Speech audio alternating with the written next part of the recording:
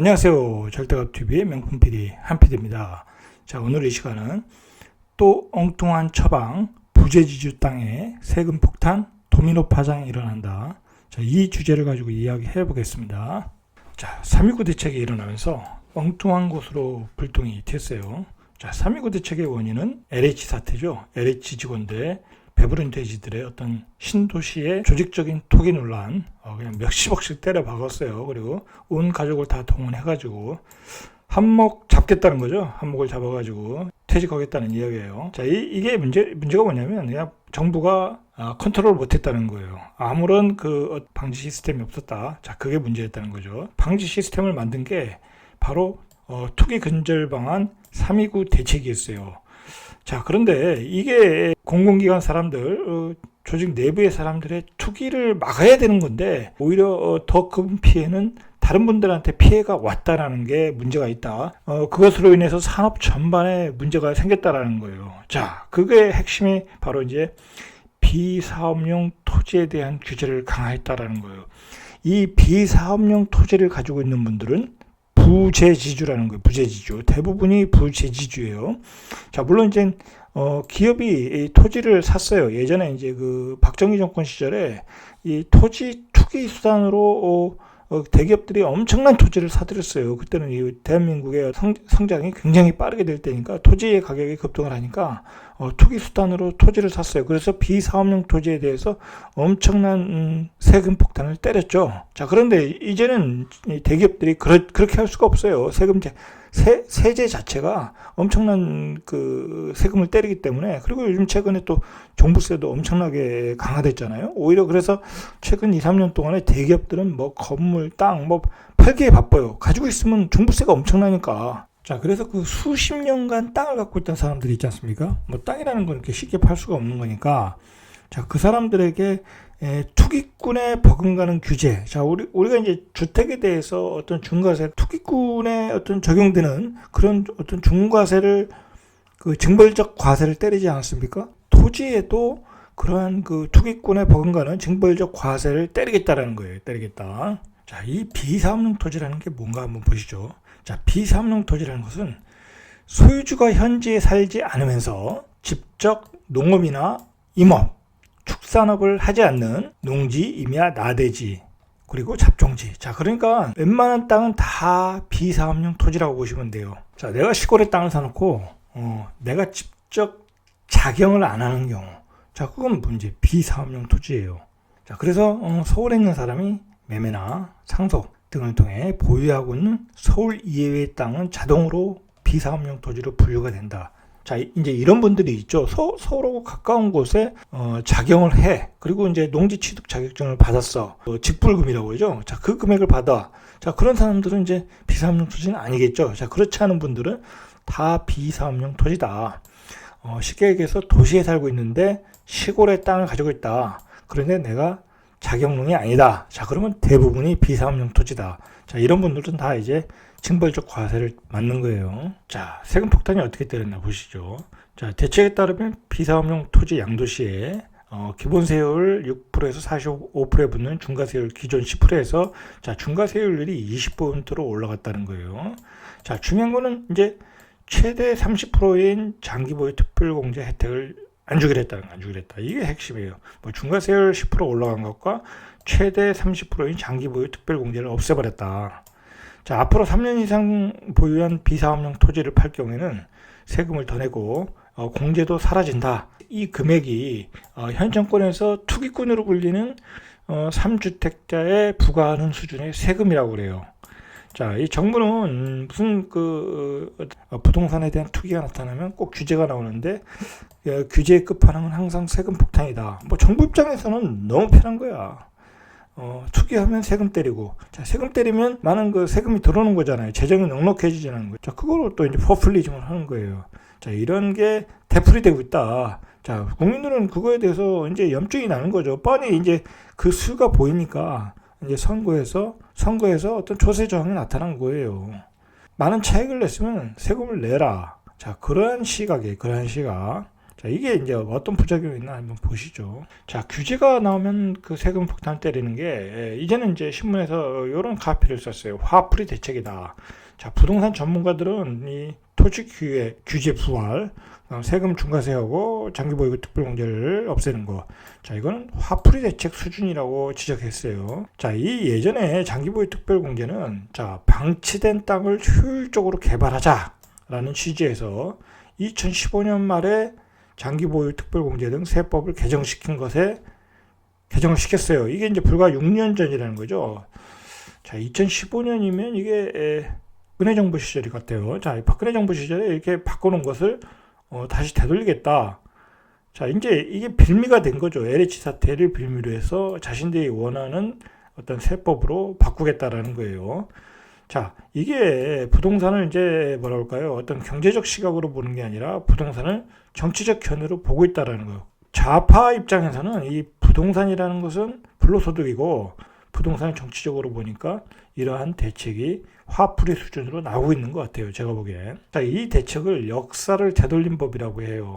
자, 이번 조치는 노무현 정부 때 규제를 다시 부활했다고 그래요. 그러니까 2015년 말에 노무현 정부 때 어떤 중과세, 장기보유 특별공제가 없었는데 2015년 말에 세법을 개정해가지고 바꿔놨더니만 자, 이 비사업용 토지에 대한 장기보유 특별공제를 2015년에 이제 바꾸기로 한 거예요. 자, 이 바꾸기로 한 취지가 뭐냐면 이 취지가 중요한 거예요. 얼어붙은 시장을 살리고 토지 거래를 촉진해서 노는 땅, 방지하는 땅을 줄이겠다. 이게 얼마나 그 자본주의적인 거예요. 그러니까 토지 거래가 활성화해서 어떤 경제 활동이 일어나고 개발 산업이 일어나고 자, 그것으로서 성장을 하는 거다. 지역 경제 성장하고 도시 경제 성장하고 국가 경제 성장하고 자, 그런 취지로 바꿨다는 거예요. 자, 그런데 이번 정부가 5년 만에 또다시 뒤집어 놔버렸다는 거예요. 뒤집어 놔버렸다. 자, 저는 그렇게 생각해요. 이걸 뒤집어 놓고 싶었던 것 같아. 기회가 없잖아요. 빌미를 준 것 같아. LH 사태는 그걸 빌미를 주고 옳거니 잘 됐다. 이번 사태를 통해서 한번 옛날 노무현 정부 시대 때 어떤 그 법으로 바꾸자. 이게 정상이다라고 생각을 하는 것 같아요. 이 부동산을 정치로 보는 거예요. 그러니까 항상 기존의 질서가 있는데 그것을 과거로 되돌리면 어떤 경제적 파장이 오는 거예요.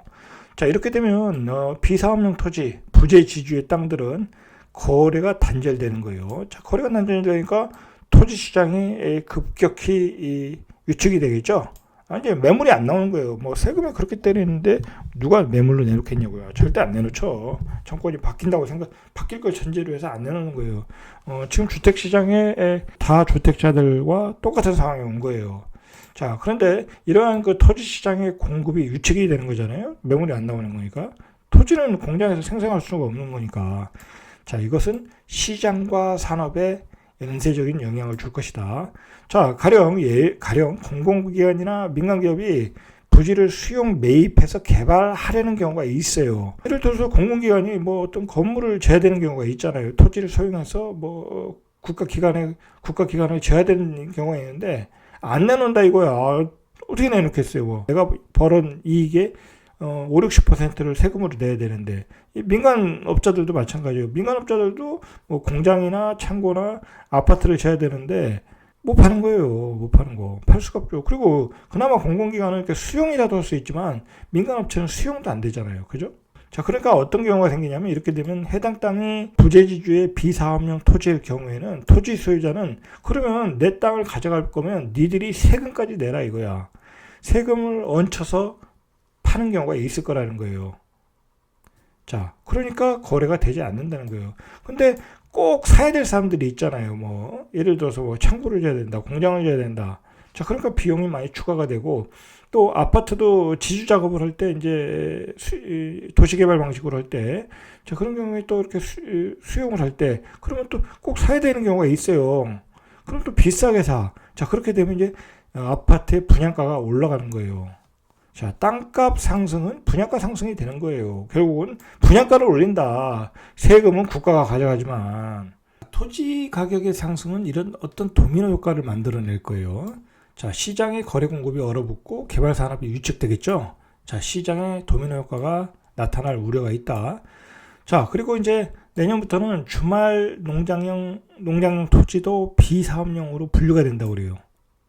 자, 이것도 이제 타격을 보겠죠. 주말 농장으로 샀는데 인정 안 하겠다는 거야. 매일 가야지. 주말 농장은 인정 안 하겠다. 자, 그리고 이제 농지를 사는 것도 까다로워져요. 이제 농지를. 이제 이런 분들이 있잖아요. 야, 나는 은퇴하고 시골 가서 살아야 돼 하고 미리 농지를 사놓는 경우가 있어요.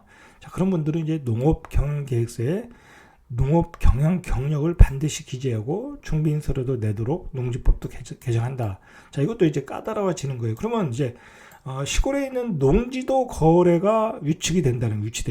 그러면 시골에서 농지를 팔으셔야 될 분들이 많거든요. 뭐 농지를 가지고 있는 사람들이 다 부자는 아니잖아요. 그냥 일반 농민들이니까 나이가 들어서 이제 은퇴하고 뭐 그걸 이제 자식들한테 또 이제 그 돈을 줘야 되는 경우도 있고 상속시켜 줘야 되는 경우도 있고. 자, 그래서 팔아야 되는데 시골의 경제가 안 들어간다. 농지가 거래 안 되면. 정부는 또 요번에 LH 사태에서 그냥 그 땅으로 대출을 받아서 이빠이 그 배팅한 그 LH 직원들 때문에 자, 담보 비율, 비주택 담보 대출의 담보 인정 비율을 또 신설하기로 했다고 그래요. 자, 그리고 일정 규모 1000제곱미터 이상 5억 원 이상의 토지를 살 때는 주택처럼 자금 조달 계획서를 내야 된다. 자, 모든 규제가 거래를 유축시킬 수밖에 없고 유축시키고 있다. 그리고 농지도 거래가 유축이 된다. 자, 이 농지가 거래가 안 되니까 농심은 타들어가겠죠. 특히 이제 농지 같은 경우는 투자 가치가 좀 떨어져요. 뭐 무슨 잡종지나 무슨 계획관리 지역이나 순수하게 농사를 짓는 분들이 많으니까. 자, 이게 문제면 뭐가 문제냐면 이 농촌 지역 경제에 어떤 부정적인 영향을 줄 수 있다고 그래요. 더 이상 활동을 못하는 농업인들이 은퇴를 하면서 농지를 팔아 이를 노후자금, 생활자금으로 쓰거든요. 자, 근데 농지 취득에 새로운 규제가 생기면서 이들의 토지 처분에도 어려움이 생긴다는 거예요. 자, 토지라는 것은 우리가 이제 봤듯이 모든 산업활동의 원천이에요. 토지가 있어야 공장을 짓고 아파트를 짓고 창고를 짓고 그리고 상가를 짓고 할 수 있겠죠. 자, 그런데 그런 그 거래를 다 원천적으로 차단하는 규제를 지금 3.19 대책에서 나온 거예요. 자, 이렇게 되니까 각종 산업에 연쇄적으로 지장을 줄 수 있다는 거예요. 한번 이 도미노 파장이 어떻게 오는지 한번 구체적으로 시뮬레이션을 통해 보시죠. 이 지방 경제가 타격을 준다고 그러는데 이 토지는 어떤 지방 경제의 주축이에요. 예를 들어서 뭐 10만의 도시에서 뭐 무슨 뭐 공장이 많겠습니까? 뭐 대기업이 있겠습니까? 뭐가 있겠습니까? 토지가 가장 많이 거래되는 경제 활동일 수가 있어요. 농지 거래가 중단이 되는 거예요. 농지 거래가. 자, 그렇게 되면 이제 공인중개사가 영업이 어렵겠죠. 이 지방에 가면 땅으로 먹고 사는 공인중개사들이 얼마나 많습니까? 주택은 잘 거래가 안 되니까. 이 공인중개사가 거래가 안 되니까 돈이 돌질 않겠죠. 자, 그러면 지역에 있는 식당, 커피, 뭐 호프집, 그냥 연쇄 도미노가 오는 거죠. 당연히 그러니까 그 지역에 있는 주택도 거래가 감소하겠죠. 자, 그렇게 되면 또 이사업체가 또 피해를 보겠죠. 인테리어 업체도 피해를 보겠고. 자, 이사를 가야 또 가장을 한번 바꾸죠. 그 지역에 토지가 거래가 안 되면 그 건설업자가 토지를 매입을 해서 아파트를 지어야 되는 경우가 있잖아요. 자, 그러면 지역 건설업체도 또 피해를 보는 거예요. 건설 현장이 없어지면 노무자들이 일자리가 감소한다. 자, 일자리가 감소하니까 결국은 이러한 모든 것은 세수가 감소하는 거예요. 지역의 지방 세수가 감소한다. 그러니까 지역 경제는 돈이 순환이 안 되면서 지역 경제는 커다란 타격을 본다. 자, 이거 어떡할 거냐, 이거, 정부가 이거 어떡할 거냐, 이거예요. 지금, 정부는 지금 대선도 남았고, 그리고 뭐, 지금 서울 수도권에서 계속 그 여론이 안 좋잖아요. 인기도 떨어지고 있고. 근데 이렇게 하면 지금의 여당은 지방에서도 표를 다 잃어버릴 수가 있어요. 이 정치공학적으로 봐도 참 바보 같은 정책이에요, 바보 같은 정책. 지역에서는 이 땅이 유일한 자산이에요, 자산. 거기서 지역에서, 뭐, 팔 게 뭐가 있겠습니까? 그 땅이 팔아서 그 돈이 통화가 되면서 경제활동이 이루어지는 거예요. 자, 사고가 터지면 규제와 통제, 세금 폭탄이에요.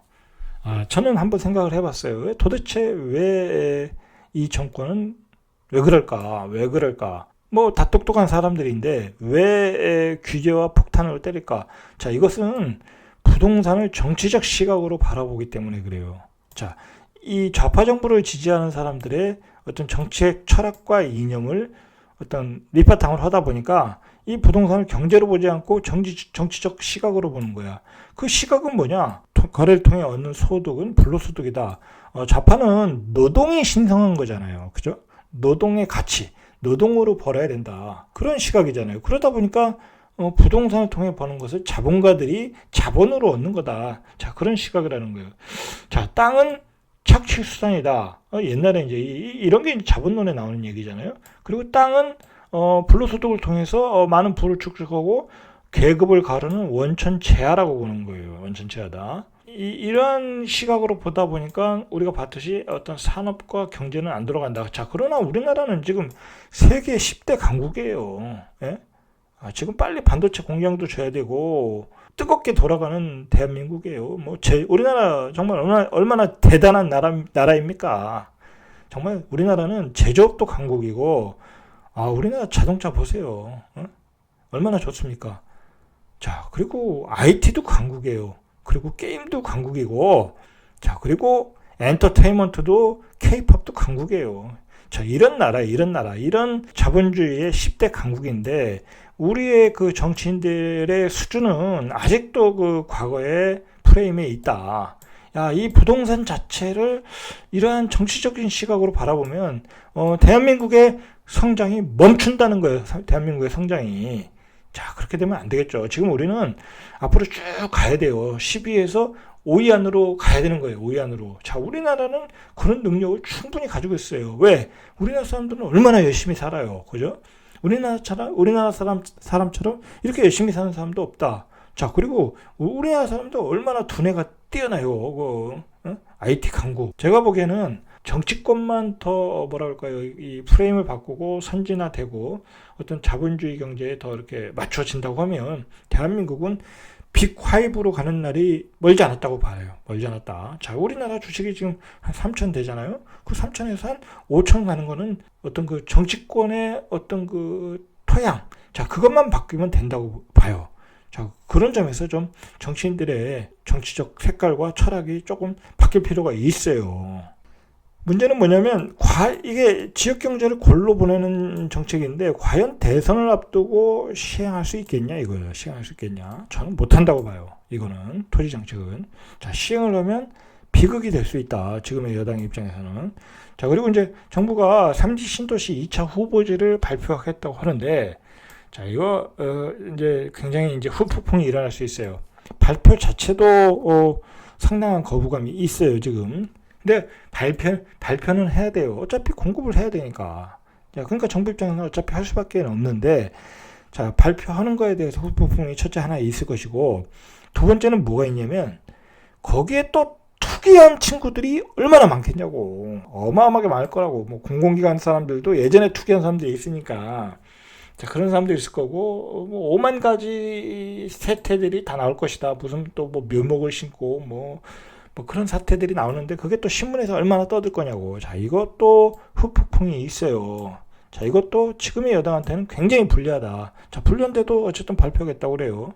법을 다 만들어놨으니까, 소급 적용까지 하겠다고 그러니까. 자, 이렇게 되니까, 어쨌든 이런 정책들은 중도가 다 떠나가는 거예요, 중도. 자, 중도가 떠나가면 정치공학적으로 이길 수가 없어요, 선거에서. 자, 조금만 이야기를 더 해볼게요. 자, 앞으로 이제 대선도 있고, 자, 앞으로 정치 일정이 많지 않습니까? 자, 저는 개인적으로 절대로 이 부동산이 이슈가 되어서는 안 된다고 봐요. 이 부동산이 이슈가 되니까 무슨 문제가 되냐면 편가르기, 분열, 불만, 2030의 어떤 그 불만의 핵심은 불공정 아니겠습니까? 그 불공정의 핵심에 부동산이 있는 거예요. 자, 그런데 정부가 자꾸 대책이 나오는 것은 2030의 불만을 해소하는 게 아니라 더 양극화를 시켜버리는 거야. 자, 그것을 좀 고민을 하시고 대책을 내놓을 필요가 있다. 자, 이 부동산이 선거의 이슈가 안 되려면 이 규제, 부동산의 어떤 규제를, 그리고 부동산이라는 이 물고기를 그냥 시장의 바다, 통제, 정부가 통제하는 어떤 우물 속에서 이제 시장의 바다로 방류를 해야 돼요. 그냥 시장 자체로 돌아가게 생태계를 만들어라. 자, 그러면 불만이 없어지는 거예요. 아주 간단한 건데 정부가 정치적으로 보니까 그것을 못하고 있는 거야. 그런데 과감하게 그렇게 해야 된다. 자, 그래야 2030의 어떤 불만도 없어지고 그런 점이 필요하다. 자, 그리고 마지막으로 한 가지 더 이야기하고 싶은 것은, 이건 좀 다른 얘기인데, 요즘 라디오를 보면 이 대권 후보 이야기를 많이 하지 않습니까? 근데 저는 이 대권 후보 이야기도 참 불만스러운 게 뭐냐면, 그 이야기를 하는 것은 좋아요. 근데 문제는 뭐냐면, 순전히 정치공학적으로만 이야기를 한다는 거예요. 뭐 누구와 만난다. 그리고 뭐 누가 일타 강사다. 뭐 어떻게 결합해서 어떻게 컨벤션 효과를 얻는다. 뭐 그 나오는 패널들의 대부분의 이야기가 그래요. 저는 그런 것보다는 우리가 그 대권 후보로 하는 사람들의 역사관, 남북관계관, 외교관, 그리고 경제관, 이런 이야기를 통해서 그 대권 후보의 자질을 이야기를 해야지, 뭐 그런 정치공학적으로만 이야기를 한다. 자, 그렇게 해서는 대한민국의 대통령, 우리 역사를 이끌어갈 수 있는 리더잖아요. 그죠? 대한민국 역사를 이끌어가는 그 리더고 역사에 남는 사람인데, 그게 어떻게 일타 강사로 만들어지느냐. 자, 이래서는 안 된다. 자, 라디오도 좀 바뀌어야 돼요. 후보의 역사관, 그리고 남북관계, 그리고 동북아시아에서의 어떤 외교, 지금 우리나라는 그 중국과 일본, 미국 강대국 사이에서 끼어 있잖아요. 그 조선의 말기 같은 그 지금 상황이에요. 아주 위급한 상황이란 말이에요. 그런 상황에서 대한민국의 역사가 어떻게 발전을 하고, 우리 경제가 어떻게 발전을 하고, 그리고 지금 그 빈부의 차이를 어떻게 줄여가고, 자, 그러한 이야기들이 논의가 돼야 되는데, 이건 순전히 그냥 그 정치공학적인 흥미거리 위주로 이야기한다. 무슨 협작꾼들 얘기 같아, 협작꾼들. 아니, 대한민국 어떻게 대통령이 무슨 일타 강사에 의해서 만들어집니까? 이게 말이 안 되는 얘기를 하고 있더라는 거, 말이 안 되는 얘기를. 자, 답답해서 한번 제가 좀 얘기를 해봤습니다. 자, 오늘은 여기까지. 이상 절대값 튜브의 명품 PD 한 PD였습니다.